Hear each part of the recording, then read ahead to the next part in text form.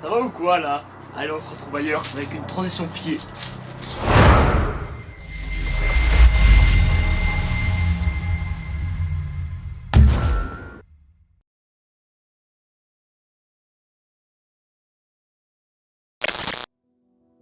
Et donc salut à tous, j'espère que vous allez bien. On se retrouve aujourd'hui pour une nouvelle vidéo dans laquelle on va parler de 5 plans à faire pour avoir un rendu plus cinématographique dans vos vidéos.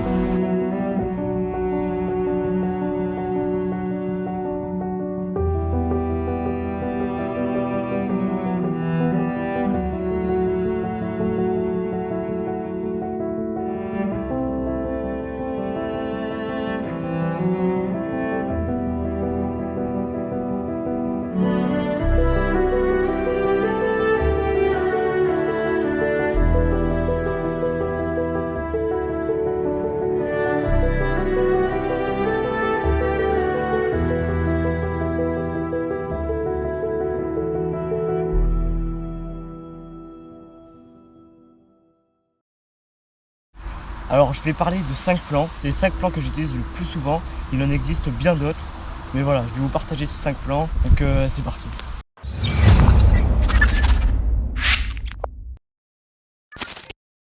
Donc premier plan, on va parler du plus basique, on va parler du push in, push out, donc tout droit en français. Donc le tout droit, c'est le plus basique, le plus simple, car avec ce plan, il n'y a pas besoin de faire grand chose, juste à pousser le joystick vers l'avant ou vers l'arrière, et c'est le plan qui a le moins de chances d'être raté, car l'exposition ne variera pas en cours de plan. Mais c'est aussi sûrement le plus efficace, car il permet d'abord de montrer le paysage global et où se passe la scène. Il permet de comprendre au spectateur où se situe la vidéo, et ce plan peut facilement faire l'objet d'un plan d'introduction. Le mieux, c'est de prendre un objet en premier plan pour avoir une sensation de vitesse, et ce n'est franchement pas désagréable à regarder. Bref, il existe de multiples raisons d'utiliser ce plan dans vos vidéos, car c'est un plan qui ne sera jamais raté et qui ira très bien dans vos vidéos cinématiques.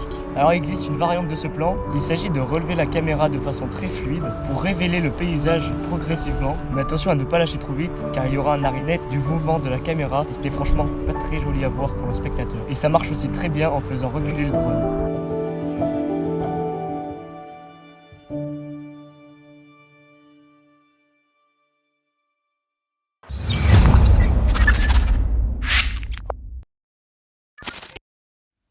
Deuxième plan, on va parler du point d'intérêt. Donc le point d'intérêt, il s'agit de faire un tour complet ou non de ce que vous voulez filmer, tout en gardant un mouvement circulaire très fluide, sans à-coups, sinon ça fait pas très joli à regarder pour le spectateur. Et essayez de le faire en mode manuel, car dans de nombreux cas, il peut y avoir des obstacles pendant le mouvement. Alors on va pas s'amuser à faire un POI, alors qu'il peut se cracher en rencontrant des arbres ou des rochers. Donc je vous le conseille de le faire en mode manuel, car vous avez toujours le contrôle sur votre drone et donc l'arrêter à tout moment.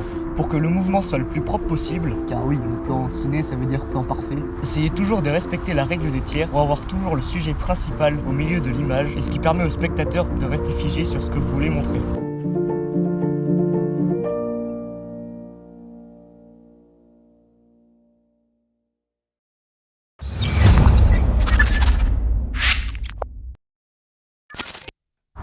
Troisième plan, on va parler Razmot.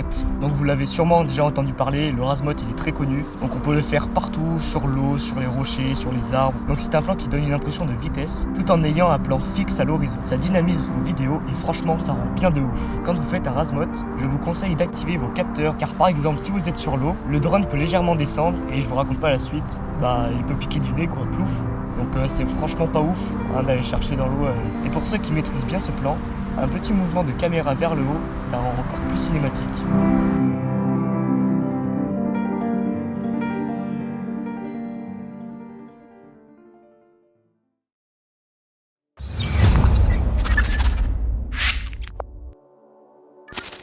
Quatrième plan. On va parler Reveal Shot. En gros, c'est un plan de surprise. C'est un plan qui va nous faire découvrir un autre paysage. En gros, vous prenez un paysage en premier plan, puis vous faites avancer ou juste monter le drone pour dévoiler petit à petit le paysage qui se trouve derrière. Vous faites avancer ou juste monter le drone pour dévoiler petit à petit le paysage qui se trouve en arrière-plan. Et pour qu'on ait une sensation de wow. Je prends un exemple avec les arbres. Au début, vous allez voir que les arbres, puis vous allez surélever votre drone, voir la montagne apparaître en arrière-plan. Et en gros, le plan Razmot va être une variante de ce plan, car ce plan nous dévoile progressivement le paysage avec le lever de caméra.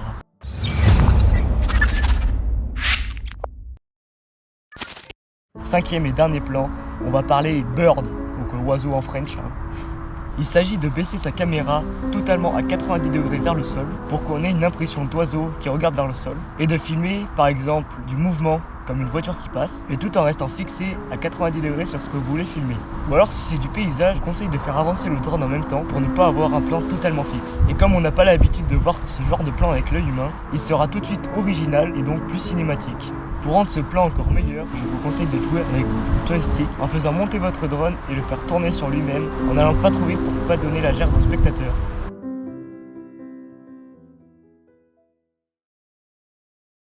Et donc voilà, j'espère que cette vidéo vous aura plu. Moi en tout cas, c'était un plaisir de la faire pour vous. Moi je vous dis à la semaine prochaine, mercredi à 18 h pour une nouvelle vidéo. Sur ce, faites de belles vidéos. Ciao.